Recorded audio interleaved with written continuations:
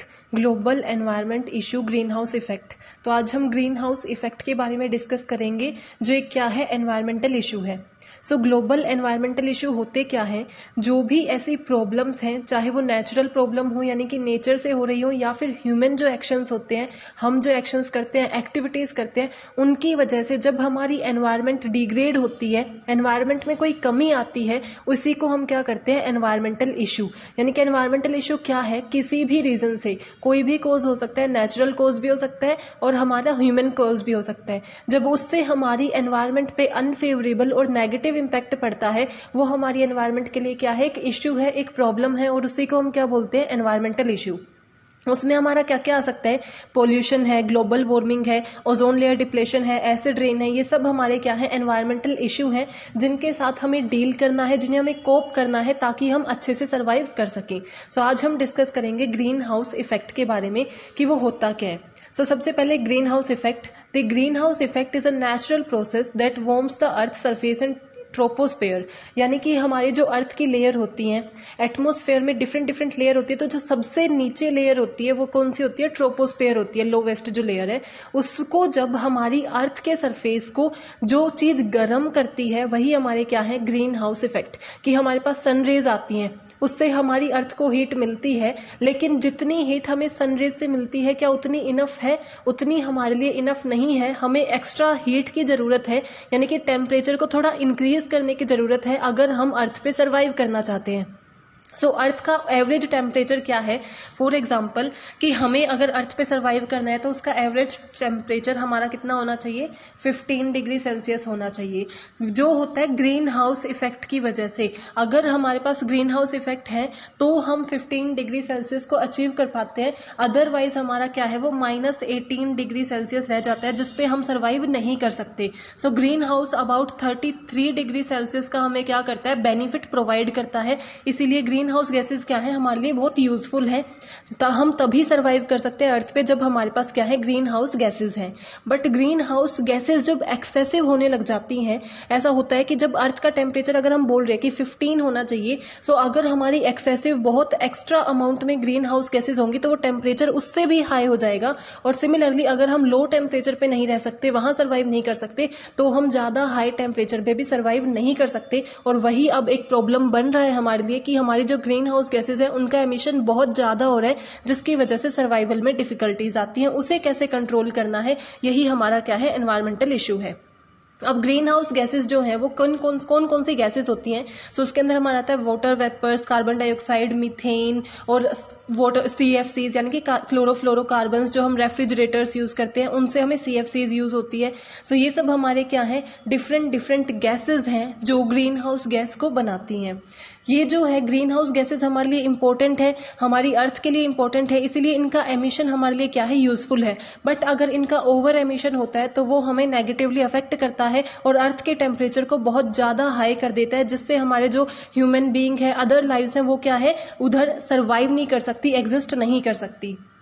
अब देखो, green house effect क्या है, कि अगर हमारे पास सन की रेज आ रही हैं, फॉर एग्जांपल हमने लिया कि हमारे पास सबसे पहले solar radiation reaches to the earth atmosphere, some of this is reflected back to the space. कि सबसे पहले हमारे पास क्या आई, सोलर रेडिएशन आई, उसके बाद उसी में से कुछ वापस चली जाती है, रेडिएट हो जाती है, तो अर्थ को वार्म किया, यानी कि अर्थ ने क्या किया, उसमें से जो रेडिएशन आई थी, उनमें से किसी को अब्जॉर्ब कर लिया। 100% फॉर एग्जाम्पल में से हमने 50% को एब्जॉर्ब कर लिया। उसके बाद थर्ड स्टेप क्या होता है, जितनी हमने एब्जॉर्ब की थी, उसमें से भी अर्थ क्या करती है, आधे को रेडिएट कर देती है। सम ऑफ दिस हीट जो हमने रेडिएट की है ना, अब जो हमारे ग्रीन हाउस पार्टिकल्स प्रेजेंट है हमारे एटमॉस्फेयर में, वो क्या करते हैं, उस हीट को एब्जॉर्ब कर लेते हैं, ट्रैप कर लेते हैं। फॉर एग्जाम्पल हम लेके चलते हैं कि ये हमारे क्या है, ग्रीन हाउस पार्टिकल्स हैं एटमॉस्फेयर के अंदर। अब हमारे पास क्या है, सबसे पहले हीट आती है, हमने हीट को रिसीव किया, उसमें से पहले तो तभी रेडिएट हो जाती है। फिर हमने जो एब्जॉर्ब की है, एब्जॉर्ब की हुई में से भी हम कुछ को क्या कर देते हैं, रेडिएट कर देते हैं। अब जो हम रेडिएट कर रहे हैं,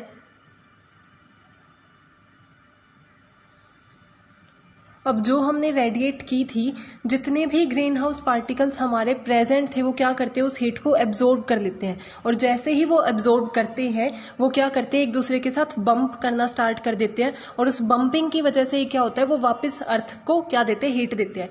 हम इसे अलग से समझाते हैं। फॉर एग्जाम्पल, एक सेकेंड, इसे हम ये हमारी क्या है, अब हम एक अर्थ सरफेस लेके चलते हैं। ये हमारा अर्थ सरफेस है, ये हमारा सन है, यहां से हमें क्या हुई, हीट रिसीव हुई। ये हमारी क्या आ रही है, हीट। इसी में से जब वो सन रेज आ रही होती हैं, आधी तो तभी रेडिएट हो जाती है हमारे एटमॉस्फेयर में। देन हमारी अर्थ क्या करती है, जितनी भी हमें रिसीव हुई है उसमें से जितनी रिक्वायर्ड है कुछ को एब्जॉर्ब कर लेती है। अब्जॉर्ब जितनी की है उसमें से भी हमारी कुछ रेडिएट होती है। अब जो रेडिएट हो रही है ये हमारे क्या है, ग्रीन हाउस पार्टिकल्स है, ये हमारी कुछ गैसेज हैं एटमॉस्फेयर में। जैसे ही ये हीट जो है, ये एक तो एब्जॉर्ब की हुई हीट हमारी जाती है, दूसरी हम जो फॉसिल फ्यूल की बर्निंग करते हैं, इंडस्ट्रीज हैं, उनसे जो गैसेज जाती है वो भी ग्रीन हाउस गैसेज में आती है, वो रेडिएट होती हैं। सो जब ये दोनों रेडिएट हो रही है उसकी वजह से क्या होता है कि ये जो हमारे ग्रीन हाउस गैसेज हैं इनमें हीट आ जाती है, क्योंकि हम क्या कर रहे हैं, रेडिएट कर रहे हैं, तो रेडिएट करने से इनमें हीट आएगी और ये क्या करेंगे, एक दूसरे से टकराना शुरू करेंगे। जब ये एक दूसरे से टकराएंगे तो ये अलग अलग डायरेक्शन में मूव करेंगे, हर कोई अलग अलग डायरेक्शन में मूव करेगा। तो जब वो एक दूसरे से टकराते हैं, डिफरेंट डिफरेंट डायरेक्शन में मूव करते हैं, तो उनमें से कुछ वापस किस पे आ जाते हैं, अर्थ पे आ जाते हैं, और अर्थ को और ज्यादा वार्म करते हैं। वही हमारा क्या है, ग्रीन हाउस इफेक्ट है। यानी कि जो हीट हमारे पास आई है हमने एब्जॉर्ब की, और जो इंडस्ट्रीज से हमारे फॉसिल फ्यूल की बर्निंग वगैरह होने से जितनी भी हीट हम रेडिएट करते हैं, उससे जब हमारे पार्टिकल्स हीट उसमें वार्म होकर जब वो एक दूसरे से बंप करना स्टार्ट कर देते हैं और वापस अर्थ पे रेडिएट होते हैं और अर्थ को और गर्म करते हैं, वही हमारा क्या है, ग्रीन हाउस इफेक्ट है। Now causes of green house effect, कि जो ग्रीन हाउस इफेक्ट है उसके कोजेज क्या हैं, कि क्यों हमारा ग्रीन हाउस इफेक्ट बढ़ रहा है। फर्स्ट एक तो सिंपल है जिसे हम चेंज नहीं कर सकते, कि जो अर्थ हमारी नेचुरल प्रोसेस है जितना वो रेडिएट करती है वो तो रेडिएशन होंगे ही, बट बाकी जो हम इंडस्ट्रीज से करते हैं, फॉसिल फ्यूल बर्निंग से करते हैं वो हमारे क्या करते हैं, एक्स्ट्रा कंट्रीब्यूट करते हैं हमारी ग्रीन हाउस गैसेज में। सो इसका फर्स्ट क्या है, बर्निंग ऑफ फॉसिल फ्यूल, कि जब हम बर्निंग ऑफ फॉसिल फ्यूल, जब फॉसिल फ्यूल को जलाते हैं, जैसे कोल है, क्रूड ऑयल है, नेचुरल गैसेस है, ये सब क्या करती है, कार्बन डाइऑक्साइड को इंक्रीज कर देती है, जिसकी वजह से ग्रीन हाउस गैसेस क्या करती है, इंक्रीज हो जाती है। क्योंकि CO2 क्या है, एक इंपॉर्टेंट गैस है ग्रीन हाउस की, और जैसे ही वो इंक्रीज होगी तो हमारा एटमॉस्फेयर में क्या, ग्रीन हाउस गैसेस भी इंक्रीज हो जाएंगे, जिससे वार्मिंग के चांसेस और बढ़ जाएंगे। सो जब हमारे ग्रीन हाउस गैसेस ज्यादा हो जाते हैं और हमारी अर्थ ज्यादा वार्म हो जाती है, उसी फिनोमेना को हम क्या बोलते हैं, ग्लोबल वार्मिंग। सेकंड कोज क्या है हमारा, डिफोरेस्टेशन।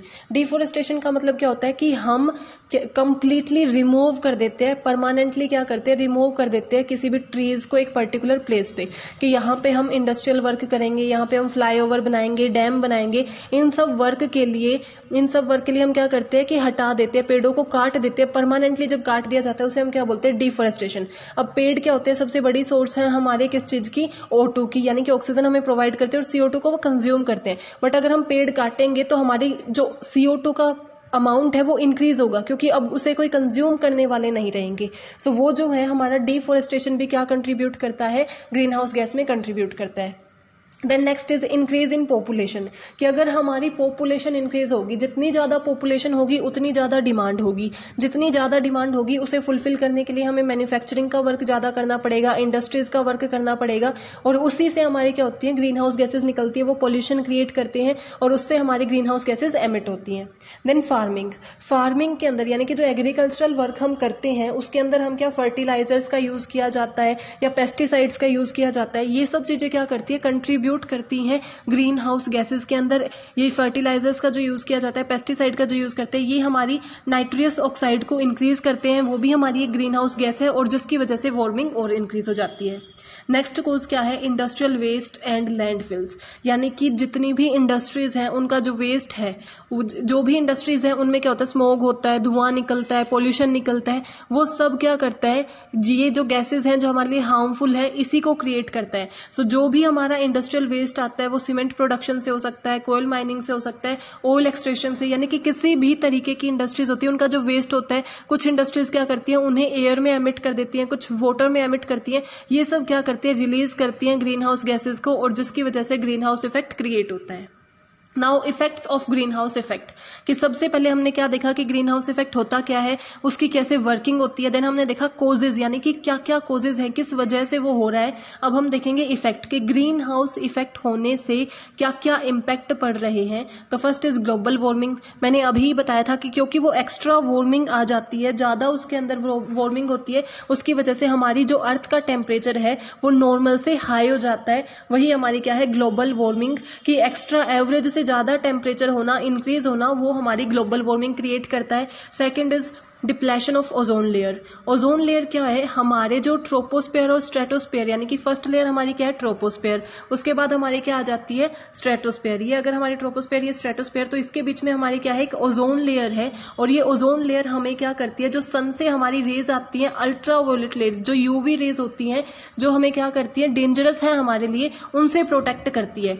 बट इन गैसेज की वजह से क्या हो रहा है, इसका डिप्लीशन हो रहा है, यानी कि ये जो हमारी थिन लेयर है, ये और ज्यादा थिन हो रही है, और ज्यादा पतली हो रही है, और इसमें होल भी हो गए हैं, जिसकी वजह से क्या हो रहा है कि हमें डायरेक्टली वो डेंजरस रेज जो है उनको फेस करना पड़ता है, जिसकी वजह से skin problems and other problems हम फेस करते हैं। So depletion of ozone layer भी इसका इफेक्ट है। Then smoke and air pollution, कि अगर ग्रीन हाउस इफेक्ट होता है तो उससे हमारा क्या होता है, पोल्यूशन भी इंक्रीज होता है, smoke pollution, air pollution.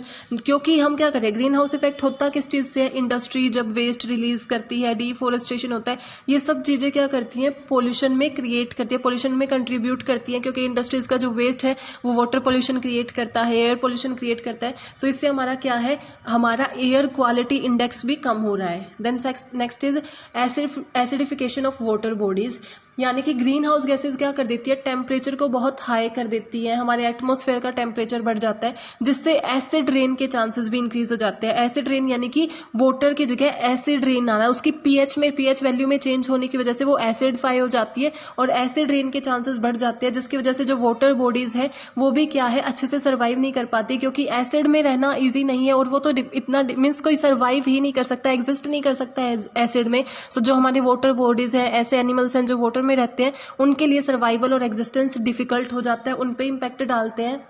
And run away of green house effect, यानी कि ग्रीन हाउस इफेक्ट का सबसे बड़ा क्या है कि जितना ग्रीन हाउस इफेक्ट हमें रिक्वायर्ड है उससे एक्स्ट्रा ग्रीन हाउस इफेक्ट होता है, यानी कि जितनी हमें गैसेस की रिक्वायरमेंट है कि हमारी अर्थ का एक नॉर्मल टेम्परेचर बना रहे, हम उससे एक्सेसिव पे जा रहे हैं, जिससे हमारा टेम्परेचर ज्यादा हाई हो रहा है, जिससे हमारे ग्लेशियर भी पिघल रहे हैं, हमारी ह्यूमन लाइफ पे हमें प्रॉब्लम, हेल्थ प्रॉब्लम फेस करनी पड़ रही है। सो इन सभी प्रॉब्लम्स का क्या है, ये सब इफेक्ट है, इंपैक्ट है ग्रीन हाउस इफेक्ट के।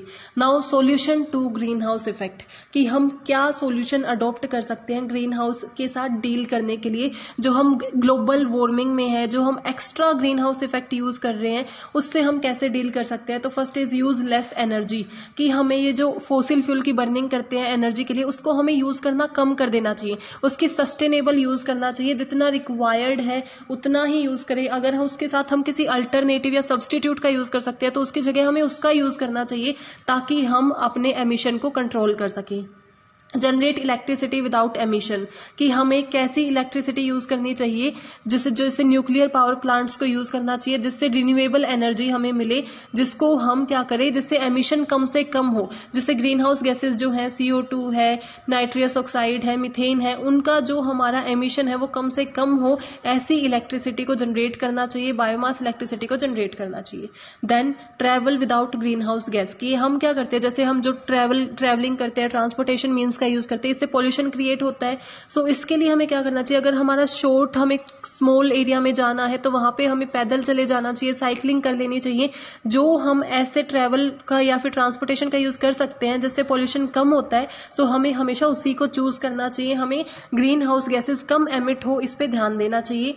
Then reduce emission from industries जितनी भी है उनको अपने पॉल्यूशन को कंट्रोल करना चाहिए, कैसे वो उसको, उनका जो वेस्ट है उनको कैसे डील करेंगे, इन सब चीजों को कंट्रोल करना चाहिए। Shrink the footprint of food, today about 1/5 of global carbon emission come from raising farm animals off for meat, कि जो हम मीट करते हैं या फिर बीफ का जो प्रोडक्शन होता है, इन सब चीजों को कम करना चाहिए, क्योंकि इससे भी हमारे क्या होते हैं, एमिशंस होते हैं, कार्बन एमिशंस इनसे इंक्रीज होता है। सो जो भी हमारा फूड है उस पर हमें देखना चाहिए कि हमें किस तरीके की कंजप्शन करनी है, एंड उसी के बेस पे हमें आगे बढ़ना चाहिए।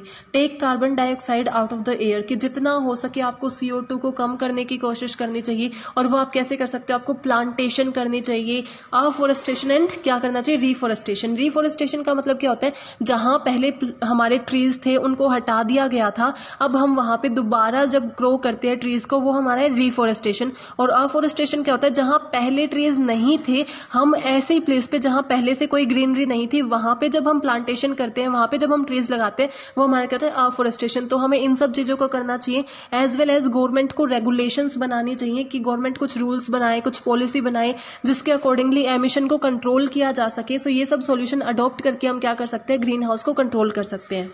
So I hope you are clear with this topic. If you have any doubt, please mention in comment section. Thank you. Keep supporting and don't forget to like, subscribe and share my channel.